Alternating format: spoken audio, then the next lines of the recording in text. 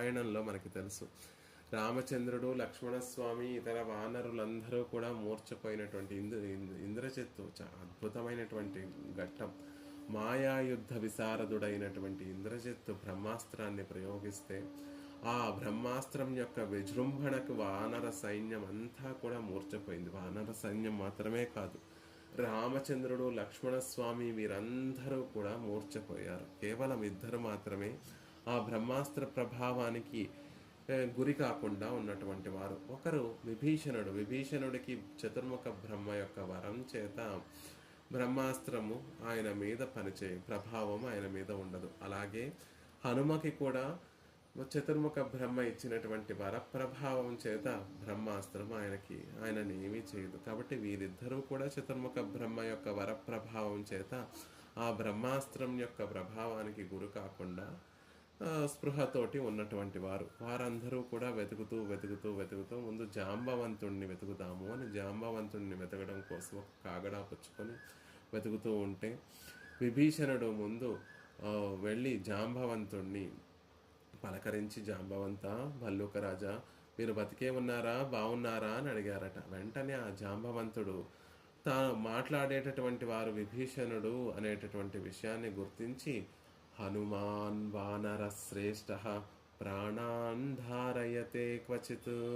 మొట్టమొదట అడిగినటువంటి ప్రశ్న ఏమిటి అంటే, శ్రేష్ఠుడైనటువంటి హనుమాన్, వానర శ్రేష్ఠుడైనటువంటి హనుమ ప్రాణాన్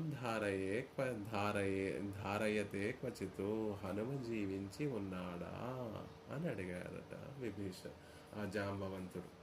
ఆశ్చర్యపోయాడట విభీషణుడు. అడిగితే ఏమిటి, నేను ఇప్పటి వరకు జాంబవంతుడికి రామచంద్రుడు, లక్ష్మణస్వామి మీద అమితమైనటువంటి ప్రేమ అనుకున్నాను.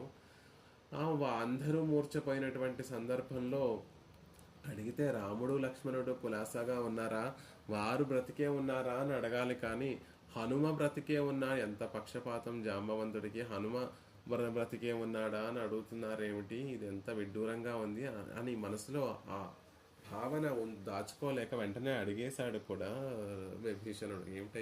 ఏమిటి జాంబవంత, రామచంద్రుడు, లక్ష్మణస్వామి కులాసాగా ఉన్నారని కదా మీరు అడగవలసింది, అలా అడగకుండా హనుమ బాగున్నారా అని అడగడంలో ఉండేటటువంటి ఆంతర్యం ఏమిటి అంటే, అస్మిన్ జీవతి విరేతు హతం బలం హనుమత్యుజతి ప్రాణే జీవంతోపి మృతావయం. హనుమంతుడు బ్రతికి ఉంటే, హనుమ బ్రతికి ఉంటే మనమందరం కూడా బ్రతికి ఉన్నట్టే. అదే హనుమ బ్రతికి లేకపోతే మనమందరం కూడా మృతప్రాయులమే సుమ. ఇప్పుడు కలిగినటువంటి దుఃఖం నుండి మనందరినీ కూడా రక్షించగలిగినటువంటి వాడు, ఈ దుఃఖాన్ని తీర్చగలిగినటువంటి వాడు ఆ హనుమ ఒక్కడే సుమా అని వెంటనే జాంబవంతుడు హనుమ యొక్క వైభవాన్ని విభీషణుడికి చెప్పి హనుమని దగ్గరికి పిలిచి, హిమవత్ పర్వతం దగ్గర ఔషధగిరి అనేటటువంటి ఒక పర్వతం ఉంటుంది, దాని మీద సంజీవని అనేటటువంటి మూలికలు ఉంటాయి, ఔషధ మూలికలు ఉంటాయి, వాటిని తీసుకురమ్మని చెప్పాడు.